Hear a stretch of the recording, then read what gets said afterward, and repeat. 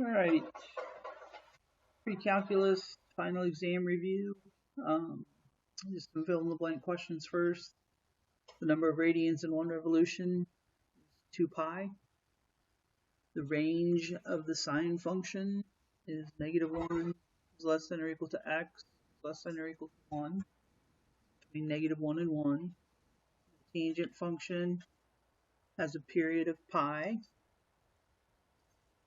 Sine and cosine are both negative in the third quadrant. Remember, that's supposed to be a Roman numeral. In order to define inverse trigonometric functions, the domains of the trigonometric functions must be restricted because the trigonometric functions are not 1, 2, 1. Remember, in order for an inverse to exist,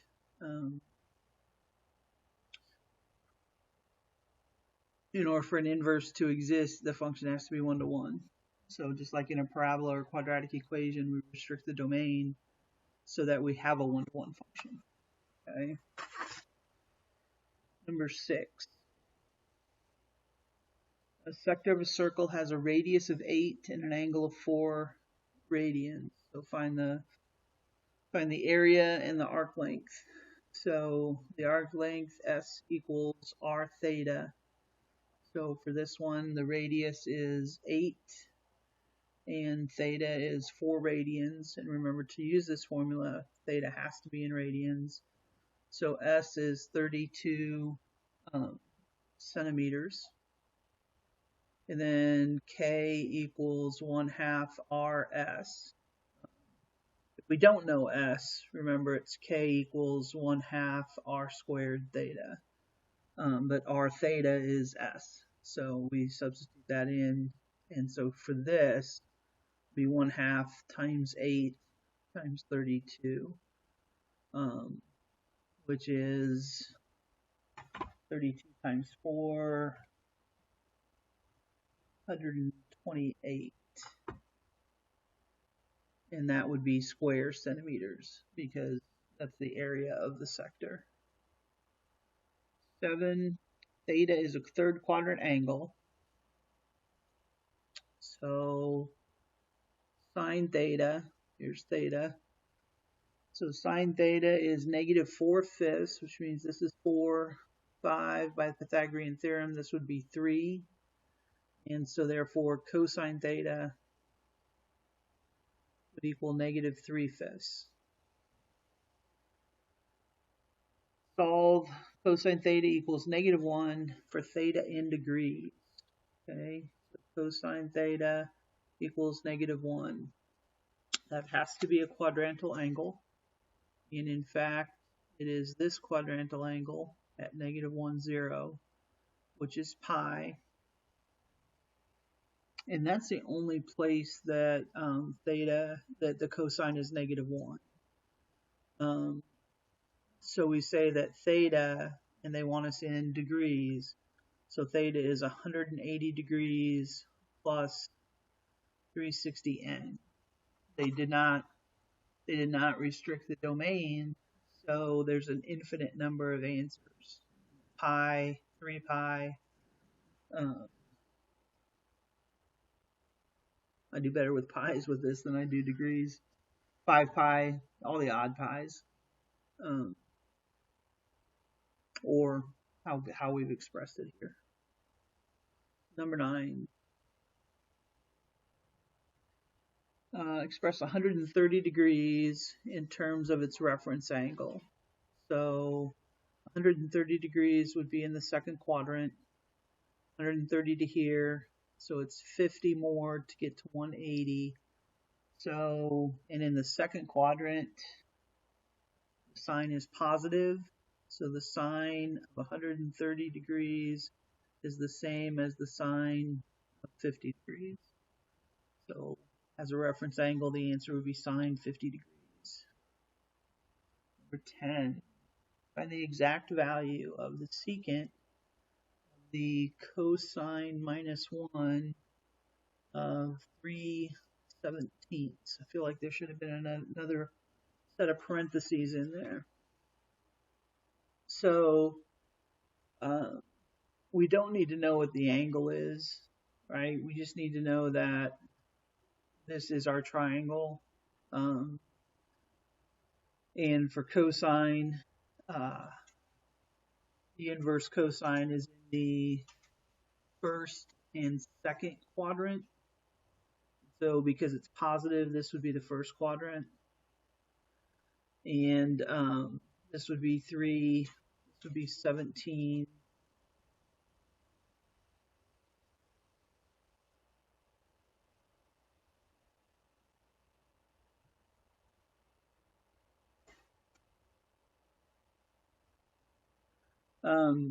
And then we could use Pythagorean theorem to find this. And if I was asking for the exact value of the tangent or the sine, or I would need to find this. But secant is the reciprocal function of cosine. So all we really have to do is change this to 17 over 3. Let's take the reciprocal. Like I said again, if this were tangent or sine, then I would need to know this value. And I would use the Pythagorean theorem to get it. And then I would use the ratio for tangent or sine, whatever I'm looking for, to answer the question. But because these are reciprocal functions, really all I have to do is flip that over. And that's my answer. Sine of 5 pi over 6. And I don't know if you guys remember when we started these, but many of you thought this impossible. And now most of you can do this without even drawing the picture. But I'm going to go ahead and draw the picture for those of us that need it. So 5 pi over 6 is a 30-degree angle right here because this is 6 pi over 6. So this is 1, 2, square root 3. And so the sine of that is 1/2. And positive because we're in the second quadrant. 12 is the cosine of negative 135 degrees. So negative 135 degrees, we're going to go this way, remember, so that would be negative 45, and then negative 135 would be to here. And then this reference angle would be 45, so this is 1, 1, square root 2. We're in the third quadrant, so cosine is negative. So this is negative 1 over the square root of 2, or if you rationalize the denominator, that's fine. 13 is the cosecant of 300 degrees, and obviously 300 degrees is in that fourth quadrant. The reference angle would be 60, so the 1 goes here, the 2 goes here, square root of 3. Cosecant's reciprocal of the sine, and the sine would be the square root of 3 over 2, so this is going to be negative 2 over the square root of 3, because it's the reciprocal of the sine, and sine and cosecant are negative in that quadrant. 14, the cotangent of 210 degrees is 210 degrees would be 30 degrees past 180, so that's a 30, so that's 1, 2, square root 3. Cotangent's positive in that quadrant, and it is x over y, and so it is square root of 3.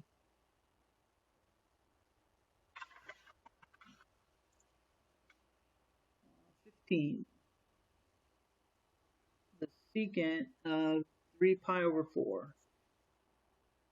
I know you're not seeing that. There we go. Secant of 3 pi over 4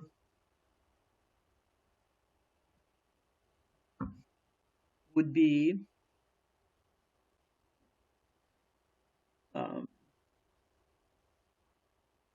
second quadrant,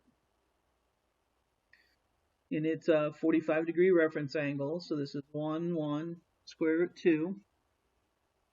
So the secant is the reciprocal of the cosine. Cosine's negative in that quadrant, so the answer would be negative square root 2.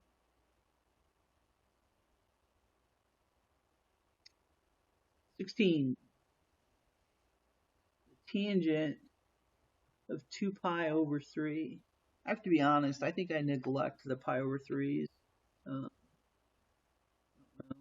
2 pi over 3 would be in the second quadrant.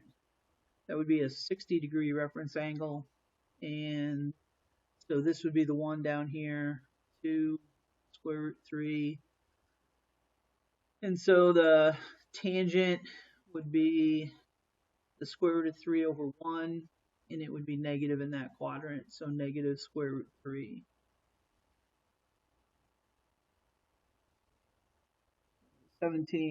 Cosine, negative 270 degrees. Well, that's a quadrantal angle, except it's going this way. So it would be up here at 0, 1. Cosine is the x value of the quadrantal angle, so that would be 0. 18, we have the square root of sine, or square root of 2, sine x minus 1 equals 0. And our domain is from 0 to 2 pi, okay? And so that means we're going to have a limited number of answers. And they want our answers in terms of pi, obviously, because that's how they gave us our domain. So square root of 2 sine x equals 1. So the sine of x is 1 over the square root of 2. And so that is 45 degrees in the first quadrant, pi over 4. And then sine is also positive in the second quadrant, so that's 3 pi over 4. There's your two answers. 19. Cosecant squared x is 4. Okay, so remember that I take the square root of both sides, I get cosecant x is plus or minus 2. And the cosecant is the reciprocal of the sine. I'm going to have 4 answers because of the plus or minus. Okay, and so I just need to look at one triangle here. If this is 1 and this is 2, then the sine of x is 1/2. So we are talking about the 30-degree angles. Okay, so essentially x is going to be pi over 6, 5 pi over 6, 7 pi over 6, and 11 pi over 6. We get 4 answers because of the plus or minus. Okay?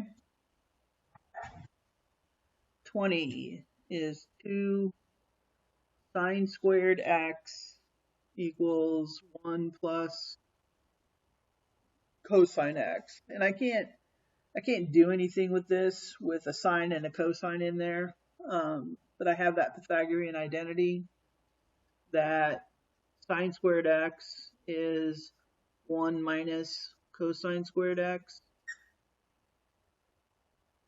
And now I can create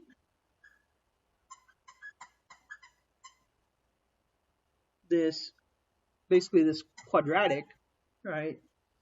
0 equals 2 cosine squared x plus cosine x minus 1. And this thing is going to factor.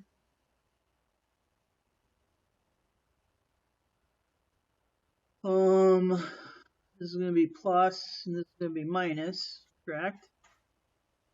So give me 2 minus 1 is plus. Yep, that works.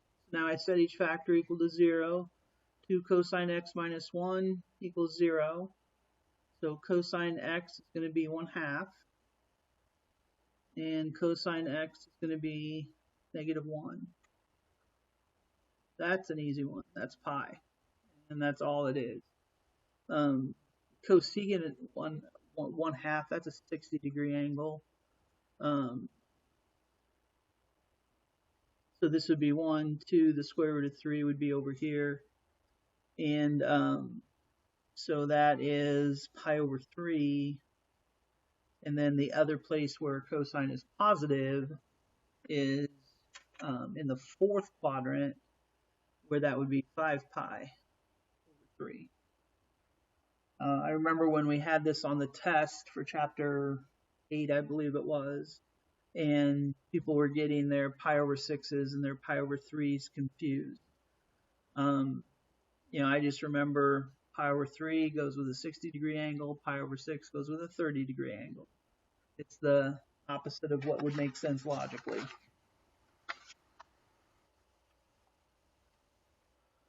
Okay. Number 21 has this large triangle. They're telling us this is a 100-degree angle. This is a 52-degree angle. This is X. This is Y. And this is 14. And we're supposed to find X and Y.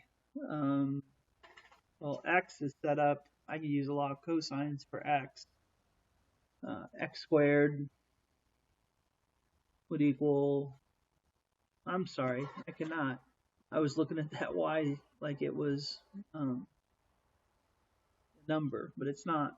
So, looks like law of sines.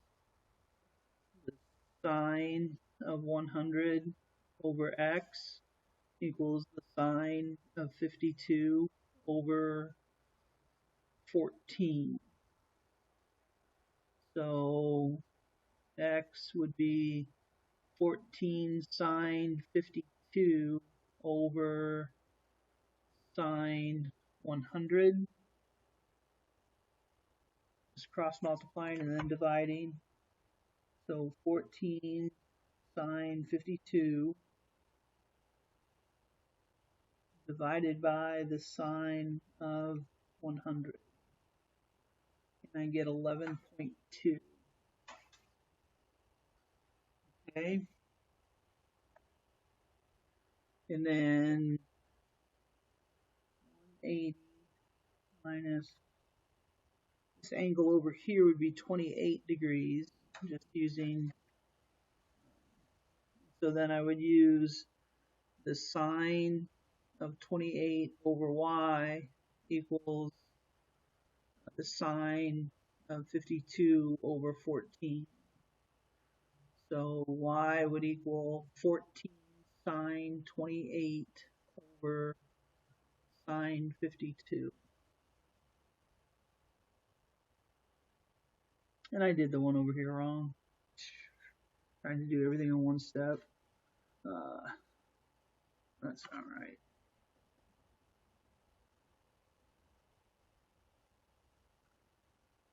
If I cross multiply, it's going to be x times this. So x is going to be 14 times sine 100 over sine 52. So 14 sine 100 divided by sine 52. And I get 17.5. And on this other one,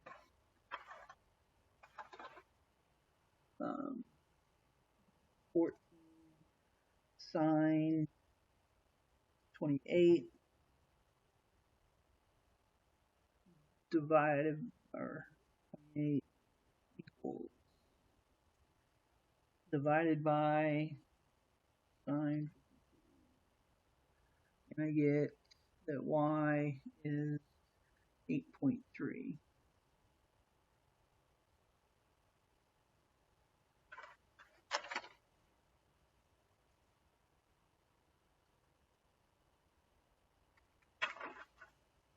All right, 23. The sides of an isosceles triangle have lengths 12, 12, and 6. Find the measure of its base angle to the nearest tenth of a degree. So the base angles are these. They are congruent, okay? And because I don't have any other angles, this angle is called the vertex angle, by the way. But because I don't have any other angles, law of cosines And so I would want to do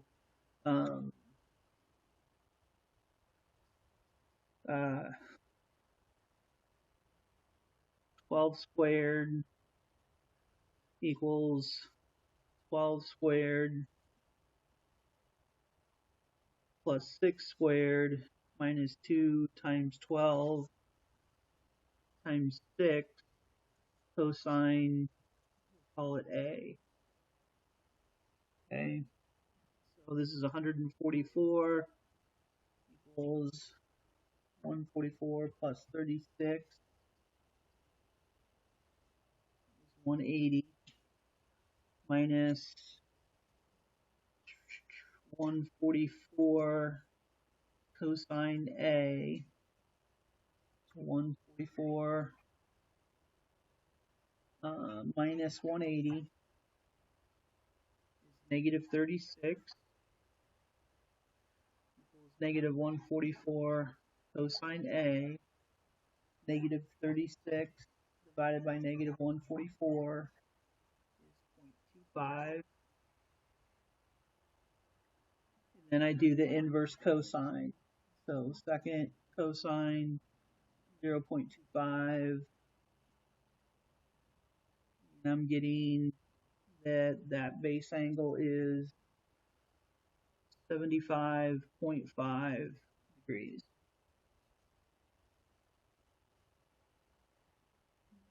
24. We have an octagon. Octagon, that's 8 sides. I just draw the bottom of it. I know that there's going to be this triangle here. And I know that 360 divided by 8, each one of these angles up here is going to be 45. And they're giving me that the radius is 12. Okay, so the area of a triangle, not a right triangle, is 1/2 AB sine C. So C has to be the included angle between A and B. So we get 1/2 times 12 times 12 times the sine of 45. And so this is 72 times 1 over the square root of 2. Then, because it's an octagon, we want to multiply this by 8.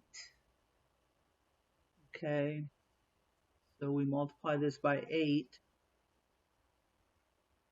And I'm going to go ahead and change this to square root of 2 over 2, just because it's going to look nicer. And so we get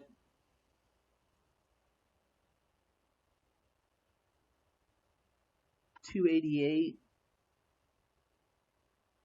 square root 2 centimeters squared.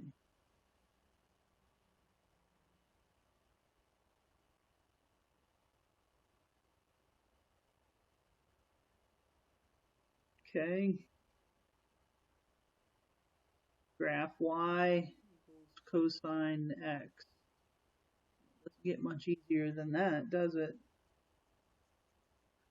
So count by pi over 2.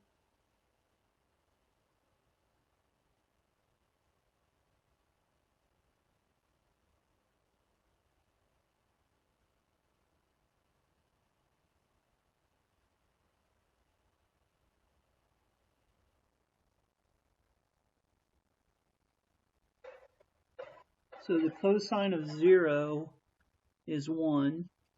Then we would drop down to pi over 2 is 0. Cosine of pi is negative 1. And we fill in the pattern. And we graph. That was terrible.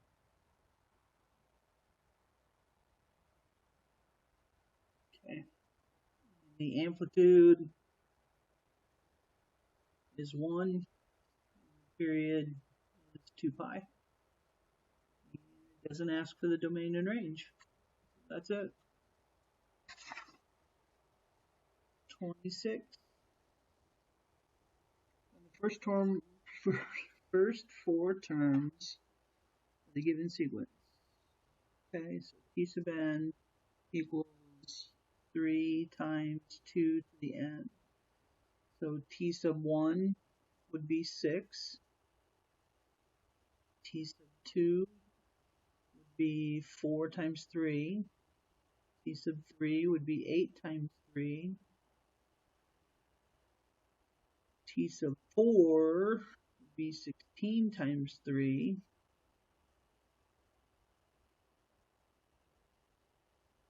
so on.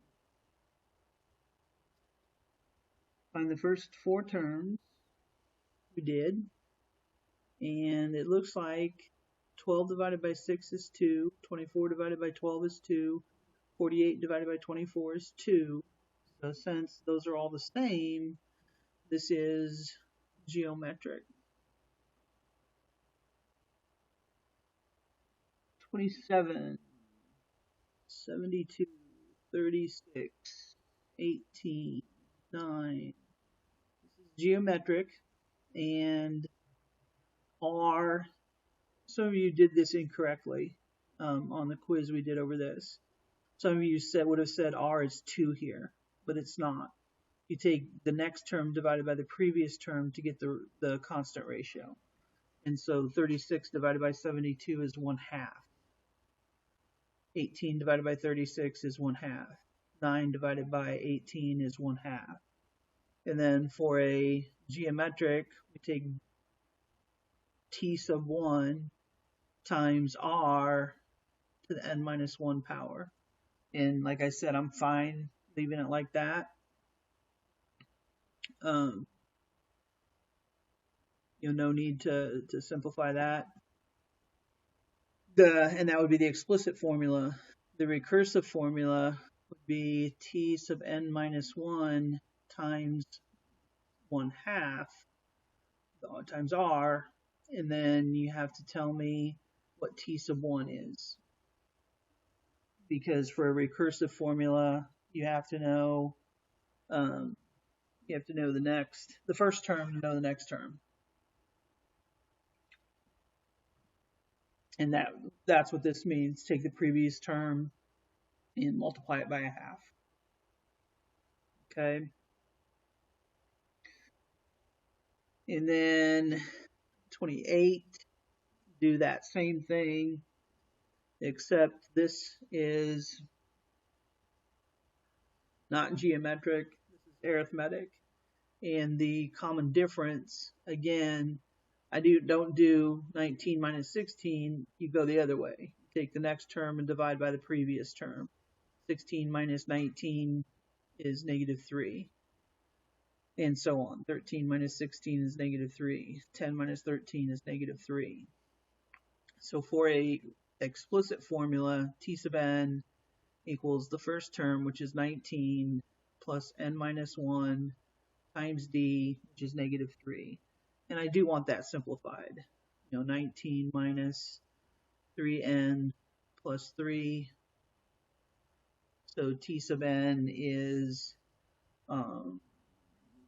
22 minus 3n, or -3n plus 22, whatever. And then the recursive formula, T sub n is T sub n minus 1 plus the common difference, which is -3, or you could just put -3. And then you have to tell me that T sub 1 is 19. Okay?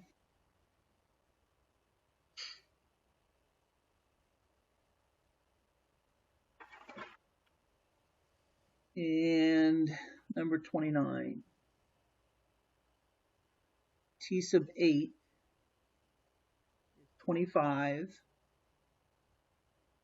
T sub 20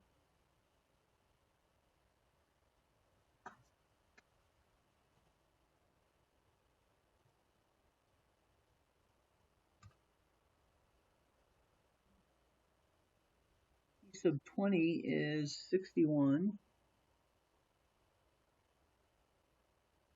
And they want us to find T sub 1.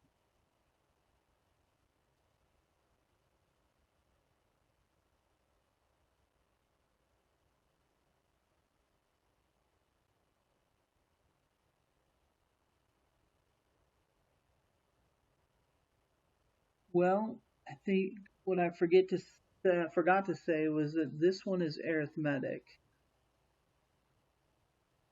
And so that means it's going to fit into t sub n equals t sub 1 plus n minus 1 times d. There's two things that I don't know. I don't know what d is, and I don't know what t sub 1 is. So I'm going to use this information to write two equations so that I can solve those.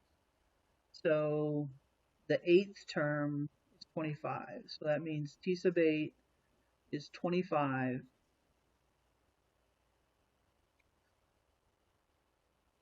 So I get 25 equals t sub 1 plus 7d. And then for this other equation, 61 equals t sub 1 plus 20 minus 1 d, or 61 equals t sub 1 plus 19d. And then I can, just drop out the t sub 1. If I multiply this by negative 1, I get negative 25 equals negative t sub 1 minus 7d. And 61 minus 25 is 36. So 36 equals 12d. So d is 3. And then I can plug that in up here. 25 equals t sub 1 plus 7 times 3. T sub 1 is 4. And that's what they were asking us to find, is t sub 1. So that's our answer. In number 30, they gave us t sub 1. And they gave us t sub 4. And we are supposed to find t sub 7. And I believe this to be geometric, which is, I would need to give you that information, but I believe I was supposed to tell you it was geometric. So for geometric, I'm going to use t sub n equals t sub 1 times r to the n minus 1. So I don't know what r is. I do know what t sub 1 is. So t sub n equals 84 times r to the n minus 1. And then if I plug in my information from this, okay, 24 equals 84 times r to the 4 minus 1 is 3. And 24 over 84 is 2 over 7. Maybe this was supposed to be arithmetic, I don't know. 2 over 7 equals r to the third. So r is going to be the cube root of 2 over 7. Not working out too well. Let's see what happens if we go with arithmetic. It's embarrassing. If I go with arithmetic, t sub n equals t sub 1 plus n minus 1 times d. And let's see. So t sub n is 84 plus n minus 1 times d. So 24 equals 84 plus 3d. So 24 minus 84 is negative 60. I should know that, right? So d is negative 20. This is working out much better. I'll have to look and see what I wrote on the test. So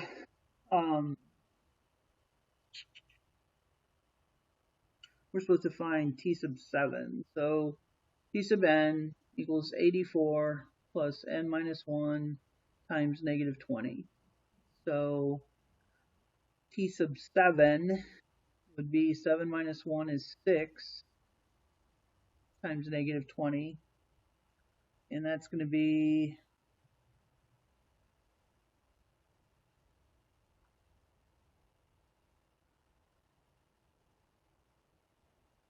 negative 36, I think I'm getting.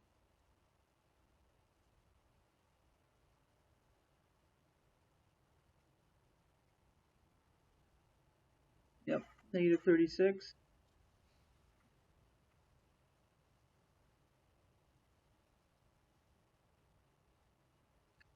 So 31, find the number of multiples of 8 between 30 and 3,000. Well, the first multiple of 8 would be 32, and then 40, and then 48, and then 56, and so on. It's 3,000 divisible by 8. It is. 3,000. So what we do to find how many terms there are, obviously it's arithmetic, and so t sub n would equal the first term plus n minus 1 times the common difference, which is 8. So t sub n equals 32 plus 8n minus 8,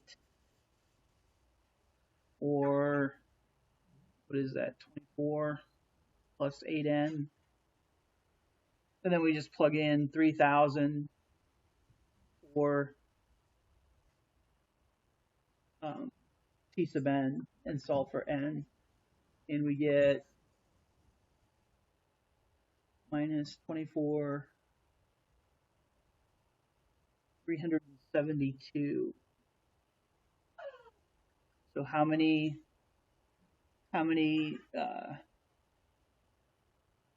of those numbers between 30 and 3,000 are divisible by 8? 372 of them.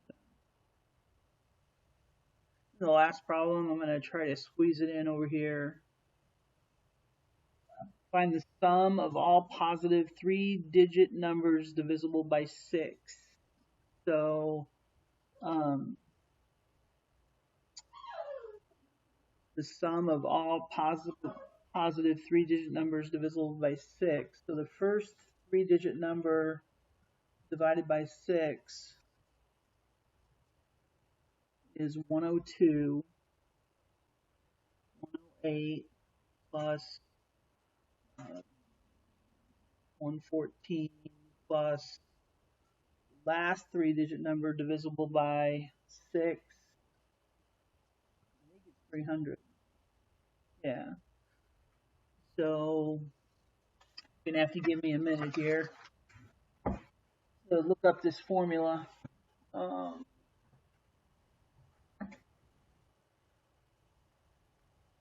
Did not bring my notes home with me, so thank goodness I have my another copy of our textbook. I do not have that formula memorized. So the sum of a finite arithmetic series, when we're talking about the sum, it's a series, not a sequence. S sub n equals n times t sub 1 plus t sub n all over 2.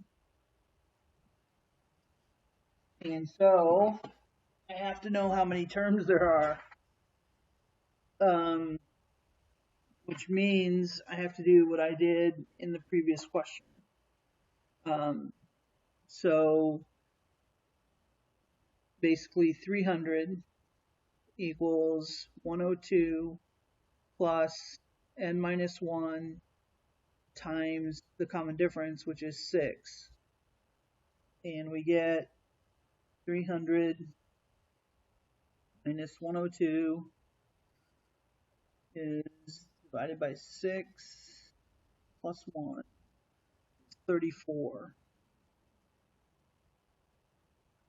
So to find the sum of the 34 numbers, we take 34 times the first term, which is 102, plus the last term, which is 300, over 2. So 102 plus 300, I think I could have done that in my head, times 34 divided by 2, and I get 6,834. So formulas will be provided for you. Graphing calculator, I'm not sure. I don't think so. I didn't need to use one other than for math. So I don't know, maybe you could talk me out of that, but that's what my thinking is right now. All right.